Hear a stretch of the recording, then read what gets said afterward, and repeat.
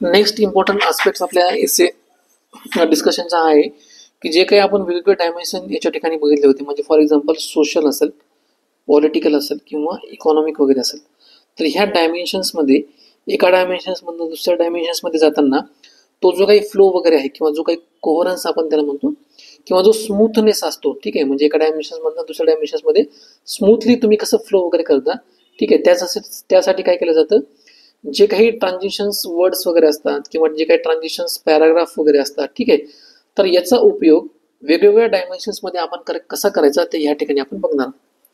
तर आता हे जे आहे तर हे सगळ्यात इम्पॉर्टंट अस्पेक्ट्स आहे आणि मोस्ट ऑफ द स्टुडंट्स वगैरे आहेत ना, तर हे डायमेन्शन्सला काय करतात, मिस आउट करतात.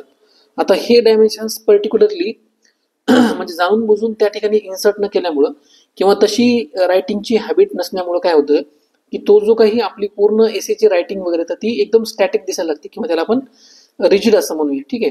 त्याच्यामध्ये जो काही प्रॅक्टिकलनेस वगैरे आहे किंवा काय म्हणू आपण त्याला स्टॅटिकनेस जो आहे ना त्याच्यामध्ये दिसायला लागतो, ठीक आहे. तर हे टाळण्यासाठी बेसिकली काय करायला पाहिजे, काही वेगवेगळ्या समजा टेक्निक्स वगैरे आपण याच्यामध्ये यूज करतो.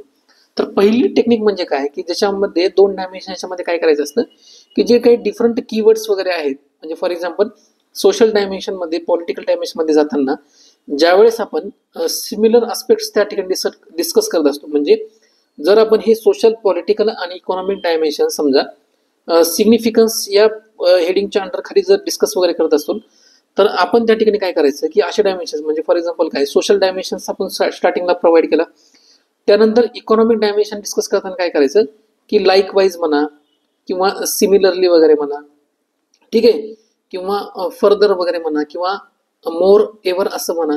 तर अशा प्रकारचे जे काही इम्पॉर्टंट कीवर्ड्स वगैरे तर आपण त्या ठिकाणी डिस्कस वगैरे करू शकतो.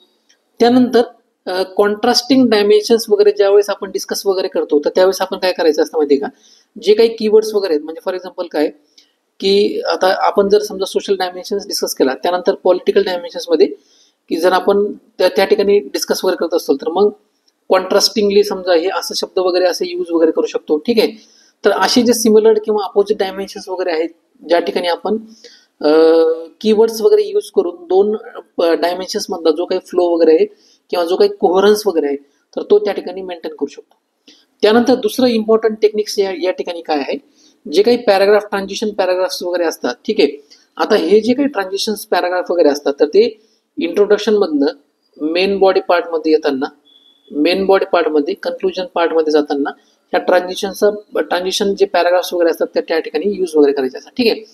तर बेसिकली ज्यावेळेस आपण इंट्रोडक्शन पार्टमधनं मेन बॉडी पार्टवर ज्यावेळेस आपण ट्रान्समिट वगैरे होत असतो तर त्यावेळेस काय करायचं असतं, सुरुवातीला ज्या मुलांना समजा फ्लो ऑफ रायटिंग समजा जर व्यवस्थित मेंटेन करता येत नसेल किंवा ज्यांना हा प्रॉब्लेम स्टार्टिंगला वगैरे येत असेल तर त्यांनी जनरली काय करायचं असतं की जे काही फर्दर आस्पेक्ट्स आपण एसे मध्ये डिस्कस वगैरे करणार आहोत, म्हणजे मेन बॉडी पार्टमध्ये जे काही वेगवेगळे डायमेन्शन्स किंवा डिस्कस वगैरे करणार आहोत किंवा फ्युचर तुमचं प्रॉस्पेक्ट्स वगैरे काय आहे ते एसेच्या पर्टिक्युलरली, तर त्या ठिकाणी काय करायचं एका पॅराग्राफमध्ये ते डिस्कस वगैरे करायचं. म्हणजे फॉर एक्झाम्पल काय की in this essay we will discuss एखाद्या शब्दाचं मिनिंग वगैरे असेल ते त्याच्या रिलेटेड वेगवेगळे डायमेन्शन्स वगैरे असतील, तर असा जो काही रोडमॅप तुम्ही त्या ठिकाणी काय करायचा आहे, ज्या वेळेस इंट्रोडक्शन मधनं मेन बॉडी पार्टमध्ये तुम्ही ज्यावेळेस जे ट्रान्समिट वगैरे होता इझिली ट्रान्समिट करण्यासाठी किंवा फ्लो मेंटेन करण्यासाठी अशा प्रकारचे वेगवेगळे फ्युचरिस्टिक पर्स्पेक्टिव्ह जो काही आहे किंवा तुमचा जो एसेचा काही रोड मॅप वगैरे आहे त्या ठिकाणी प्रोव्हाइड वगैरे करायचं, ठीक आहे.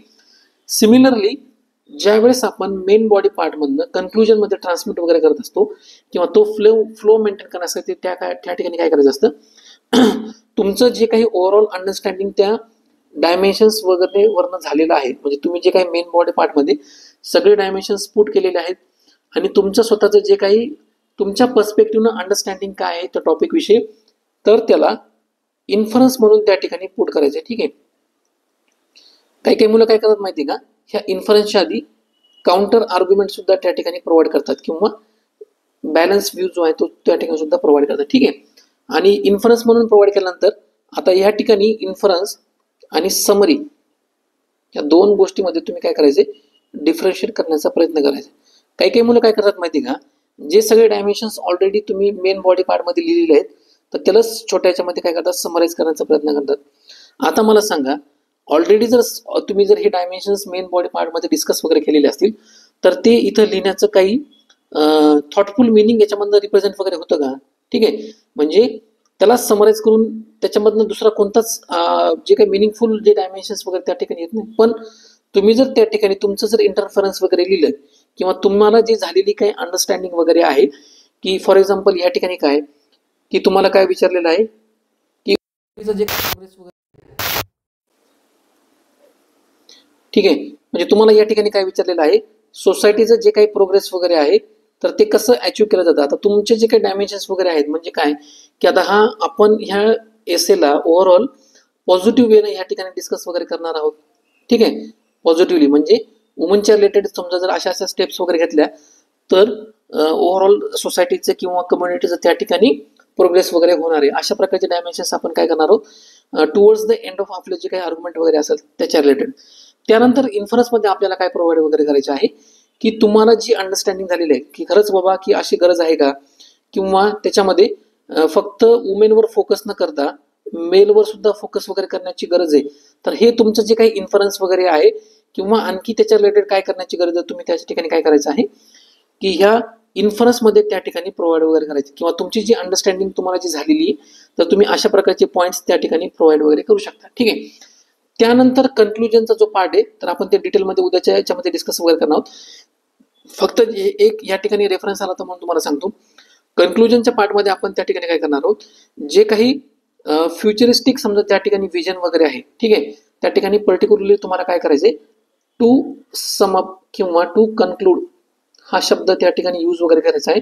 आणि त्यानंतरचे जे काही 2-3 पॅराग्राफ वगैरे असतील तर तुम्हाला ते कन्क्लुडिंग आर्ग्युमेंट त्या ठिकाणी वगैरे प्रोव्हाइड वगैरे करायचे. ठीक आहे, त्या ठिकाणी तुम्ही काय करू शकता की कोटेशनचा वगैरे यूज करू शकता त्या ठिकाणी, किंवा जे काही फ्युचर रोडमॅप वगैरे असणार आहे सबका साथ सबका विकास म्हणा किंवा नई धरोहर वगैरे किंवा अर्थ 2.0 फॉर वुमेन वगैरे अशा प्रकारचे जे काही समजा इम्पॉर्टंट टॅगलाईन्स वगैरे आहेत, किंवा sustainable future for sustainable development अशा प्रकारचे जे काही समजा टॅगलाईन्स वगैरे तुम्ही वगैरे यूज वगैरे करणार आहात, किंवा एखादी पोएम वगैरे म्हणा. ठीक आहे, तर हे तुम्ही कन्क्लुजनमध्ये त्याच्यानंतर वगैरे पुट वगैरे करणार आहात.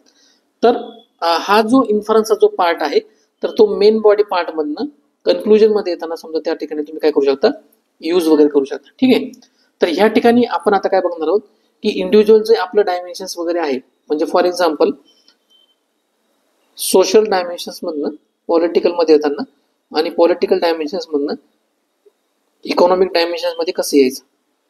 ठीक आहे, आता ह्या डायमेन्शनच्या पर्स्पेक्टिव्ह तुम्ही काय करू शकता, आता हा एक डायमेन्शन्स आपला आहे, याला आपण काय म्हणू, सोशल डायमेन्शन्स म्हणू.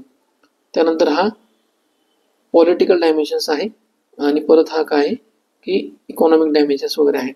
तर ह्या ठिकाणी तुम्ही काय करू शकता, ज्यावेळेस हे सोशल डायमेन्शन्स तुम्ही एंड करता तर त्यावेळेस तुम्ही एका लाईनमध्ये की पुढच्या पॅराग्राफमध्ये तुम्ही काय डिस्कस वगैरे करणार आहात, म्हणजे पॉलिटिकल डायमेन्शन्स मध्ये आता तुम्ही काय बघणार आहात वगैरे अशा प्रकारचं एक इंडिकेशन वगैरे देऊ शकता.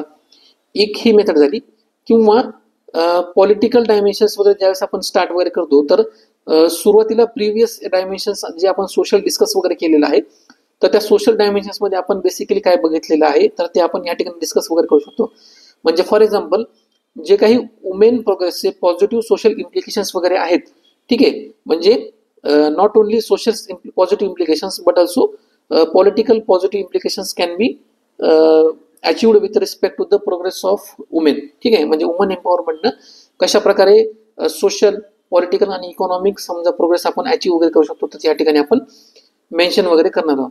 म्हणजे लक्षात आलं तुम्हाला, एकतर काय की एका डायमेन्शनच्या एंडला किंवा एक दुसऱ्या डायमेन्शनच्या स्टार्टिंगला तुम्ही अशा प्रकारचे जे काही एखादा छोटासा एक पॅराग्राफ वगैरे तर तुम्ही तो किंवा सॉरी एक लाईन वगैरे त्या ठिकाणी प्रोव्हाइड वगैरे करून काय करू शकता, जे स्मूथ ट्रान्झिशन आहे ते मेंटेन करू शकता. ठीक आहे, आता हे काय झाले, हे आपले झाले सेक्टोरल किंवा हॉरिझॉन्टल डायमेन्शन्स. आता मला सांगा, तुम्ही जर एखाद्या एसेमध्ये वेगवेगळे पर्स्पेक्टिव्ह त्या ठिकाणी प्रोव्हाइड वगैरे करणार असाल, ठीक आहे, म्हणजे वेगवेगळे पर्स्पेक्टिव्ह म्हणजे काय की काही जण काय करतील की त्या ठिकाणी सुरुवातीला प्रॉब्लेम्स सांगतील.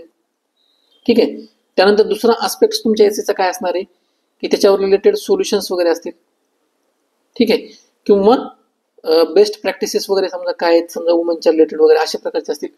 ज्यावेळेस तुम्ही प्रॉब्लेमच्या पर्स्पेक्टिव्ह मधून, म्हणजे हा ब्रॉड डायमेन्शन झाला. ठीक आहे, आता प्रॉब्लेम मध्ये पण तुमचे मेंटल असेल, फिजिकल वगैरे असेल, समजा ते किंवा कशा प्रकारचे वेगवेगळे समजा इकॉनॉमिक प्रॉब्लेम, सोशल प्रॉब्लेम जे काही वगैरे असेल, फॅमिली रिलेटेड किंवा पॅट्रियार्कल प्रॉब्लेम वगैरे हे. त्यानंतर बेस्ट प्रॅक्टिसेस वगैरे जे काही समजा इंडियामध्ये असतील, वर्ल्डमध्ये वगैरे असतील, तर हे इंडिया आणि वर्ल्ड मधल्या म्हणा जे काही बेस्ट प्रॅक्टिसेस वगैरे असतील, किंवा सोल्युशनच्या पर्स्पेक्टिव्ह सुद्धा की आपण काय काय वगैरे करू शकतो, किंवा गव्हर्नमेंटचे जे काही इनिशिएटिव्ह वगैरे आहेत त्याच्यामध्ये सुद्धा. आता हे काय झाले की हे ब्रॉड डायमेन्शन झाले, ठीक आहे, लक्षात आलं तुम्हाला. आता ह्या ब्रॉड डायमेन्शन्स मध्ये सुद्धा काय करणं गरजेचं आहे की आपल्याला व्यवस्थित फ्लो मेंटेन करणं किंवा कोहरन्स मेंटेन करणं गरजेचं आहे. तर असे जे ब्रॉड डायमेन्शन्स तुम्ही एसए मध्ये वगैरे डिस्कस करताना, तर त्या ठिकाणी काय करायचं असतं, एक त्या ठिकाणी छोटासा पॅराग्राफ त्या ठिकाणी 3 ते 4 ओळीचा त्या ठिकाणी आपण डिस्कस वगैरे करायचा असतो. तर सिमिलर पॅटर्न जो आपण ह्या ठिकाणी वापरलेला आहे 1 लाईनचा, तर तो सिमिलर पॅटर्न काय करायचे, पॅराग्राफच्या मार्फत 2, 3, 4 किंवा ज्या 4 काय 5 लाईनी वगैरे आहेत की आता आपण काय केलेलं आहे की सगळे प्रॉब्लेम्स वगैरे डिस्कस वगैरे केलेत, आणि हे प्रॉब्लेम ओव्हरकम करण्यासाठी काय की these are the best solution. मग अशा प्रकारचे जे काही सोल्युशन्स वगैरे असतील ते आपण फर्दर येणाऱ्या रायटिंगमध्ये आपण डिस्कस वगैरे करणार आहोत. तर अशा प्रकारचे जे काही रायटिंग वगैरे तर ते ह्या ट्रान्झिशन पॅराग्राफमध्ये असणार आहे, ठीक आहे. हे ट्रान्झिशन पॅराग्राफ कधी यूज करायचे, ज्यावेळेस तुम्ही ब्रॉड डायमेन्शन्स किंवा पर्स्पेक्टिव्ह मेन बॉडी पार्टमध्ये ज्यावेळेस यूज वगैरे करता, तर त्या ठिकाणी हे मेन जे पॅराग्राफ्स वगैरे येतात ते या ठिकाणी यूज वगैरे करायचे, ठीक आहे. म्हणजे ओव्हरऑल तुम्हाला लक्षात आलं जे काही प्रॉब्लेम्स वगैरे आपण याच्यामध्ये बघितले होते की बेसिकली डायमेन्शन्स कसे एक्सप्लोर वगैरे करायचे, त्याचं जे काही डिकन्स्ट्रक्शन वगैरे आहे एसएच्या कोड्स वगैरे कसं करायचं, त्यानंतर त्याची ब्रेन स्टॉर्मिंग वगैरे कशा प्रकारे करण्यात यायचं, ठीक आहे. कीवर्ड्स कसे आयडेंटिफाय वगैरे करायचे, त्यानंतर त्याचं मिनिंग वगैरे किंवा त्या डायमेन्शन्स जे आपण लिहिले रफ वर्कमध्ये ब्रेन स्टॉर्मिंग करून, तर त्यांना प्रायोरिटाईज वगैरे कसं करायचं. आता ह्या सगळ्या गोष्टी आपण या ठिकाणी बघितलेल्या आहेत, किंवा त्याच्यामधला फ्लो वगैरे कसा मेंटेन वगैरे करायचा, ठीक आहे. त्यानंतर नेक्स्ट याच्यामध्ये इम्पॉर्टंट पार्ट येतो की तुम्ही जे एक्झाम्पल्स त्या ठिकाणी प्रोव्हाइड वगैरे करणार आहात, तर त्या एक्झाम्पल प्रोव्हाइड वगैरे करताना काय करायचं. आता सोशल डायमेन्शन या ठिकाणी घेतलेलं आहे. सोशल डायमेन्शन्स करताना तुम्ही काय करू शकता, याच्यामध्ये पॉझिटिव्ह पण एक सांगू शकता किंवा एक त्याची निगेटिव्ह किंवा अदर साईड त्या ठिकाणी एक्सप्लेन वगैरे करू शकता, ठीक आहे. तर पॉझिटिव्ह मध्ये ज्यावेळेस आपण हे डायमेन्शन्स पॉलिटिकल डायमेन्शन्स एक्सप्लेन वगैरे करतो, तर काही काही मुलांची हॅबिट कशी असते, एखादा डायमेन्शन्स पॉझिटिव्ह डायमेन्शन एक्सप्लेन केल्यानंतर त्या ठिकाणी ज्यावेळेस ते एक्झाम्पल्स वगैरे प्रोव्हाइड करतात, तर ते सुद्धा काय करतात, त्या एक्झाम्पलला सुद्धा एक्सप्लेनेशन प्रोव्हाइड करतात एखाद्या किंवा 2 पॅराग्राफमध्ये. आता मला सांगा, तुम्ही ऑलरेडी जे एक्झाम्पल या ठिकाणी प्रोव्हाइड करणार आहात त्याच्या रिलेटेड किंवा ते जे काही तुम्ही एक्सप्लेनेशन दिलेलं आहे त्याच्या रिलेटेड तुम्ही एक्झाम्पल प्रोव्हाइड करणार आहात ना. मग मला सांगा, ते एक्झाम्पल जर तुम्ही एक्सप्लेन केलं तर त्या डायमेन्शन्सला काही अर्थ आहे का, त्यानं फक्त होईल काय माहिती आहे का, तुमची डायमेन्शनची जी काही समजा डायव्हर्सिटी आहे ती कमी होईल, आणि तुम्हाला असं वाटेल की मी पेपर फुल भरून आलोय पण मार्क तुम्हाला मिळणार नाही, ठीक आहे. त्याच्यामुळे फक्त काय करायचं की डायमेन्शन फक्त एक सबस्टॅन्शिएशन म्हणून त्या ठिकाणी प्रोव्हाइड वगैरे करायचं आहे, ठीक आहे. त्यानंतर किंवा मग तुम्ही काय करू शकता, ते एक्झाम्पल वगैरे ते एलॅबोरेट करू शकता आणि त्याला डायमेन्शन शॉर्टमध्ये सांगू शकता की अशा प्रकारचे सोशल डायमेन्शन्स वगैरे आहे आणि त्याचे असे असे समजा पॉझिटिव्ह किंवा निगेटिव्ह त्याचे इम्प्लिकेशन्स वगैरे आहेत. असं म्हणजे दोन्हीपैकी एक, दोन्ही पण सोबत करायचे नाही, म्हणजे एक्झाम्पल पण एक्सप्लेन करायचं आणि डायमेन्शन पण तो एक्सप्लेन करायचा, ह्या दोन्ही गोष्टी कधीच सोबत वगैरे करायच्या नाही. त्यानंतर दुसरी एक इम्पॉर्टंट गोष्ट आहे की जनरली मुलं काय करतात, एखादा डायमेन्शन्स प्रोव्हाइड वगैरे करताना काय करतात की आता समजा हे पॉलिटिकल डायमेन्शन्स आपण या ठिकाणी घेऊया, तर पॉझिटिव्ह गोष्ट सांगताना काय करतात की त्याचे जर आपण सिग्निफिकन्स वगैरे जर डिस्कस वगैरे करत असू, म्हणजे इम्पॅक्ट कसा होतो त्या डायमेन्शनचा वगैरे, तर ते काय करतात, ते एक्सप्लेन झाल्यानंतर त्या पर्टिक्युलर पर्सन विषयी स्टोरी सुद्धा एक्सप्लेन वगैरे करतात, ठीक आहे.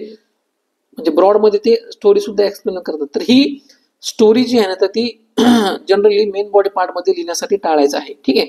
म्हणजे स्टोरीचा जो काही फॉर्मॅट वगैरे आहे ना, तर तुम्ही प्रेफरेबली जे काही इंट्रोडक्शनचा जो पार्ट आहे तर त्याच्यामध्येच तो प्रेफर वगैरे करायचा आहे. कारण त्यानं काय होतं, अननेसेसरीली तुमचं जे म्हणजे बल्क जो आहे ना, तर तो फक्त एका डायमेन्शन्स पुरता तो तेवढा कन्झ्युम होऊन जातो, ठीक आहे. म्हणजे आपले जे वर्ड्स आहेत ना ते अननेसेसरीली त्या ठिकाणी वेस्ट होऊन जातात. त्यामुळे शक्यतो डायमेन्शन्स पार्टमध्ये, मेन बॉडी पार्टमध्ये स्टोरीज वगैरे ज्या असतात ना तर त्या टाळायच्या, ठीक आहे.